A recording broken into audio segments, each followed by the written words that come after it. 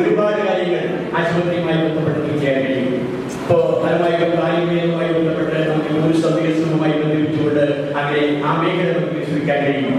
ഇനി അതുപോലെ തന്നെ നമുക്ക് പുതിയ പുതിയ കാര്യങ്ങൾ നമ്മുടെ ഇപ്പോൾ ടെക്നോ സിറ്റി വന്നപ്പോൾ നമുക്കറിയാം, പിന്നെ ടെക്നോ പാർക്ക് വന്നപ്പോൾ എന്തെല്ലാം വികസനമാണ് ആ പ്രദേശത്തുണ്ടായത്.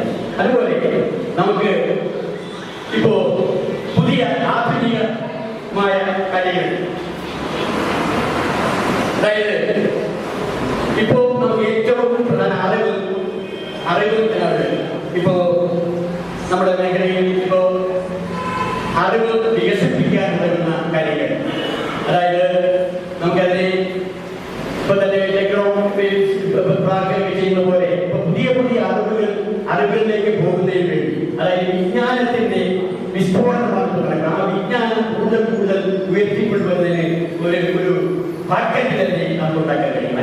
ഇപ്പൊ തന്നെ ഇവിടെ ഏറ്റവും കൂടുതൽ പിന്നെ ട്യൂട്ടോറിയൽ പ്രവർത്തിക്കുന്ന സ്ഥലമാണ്.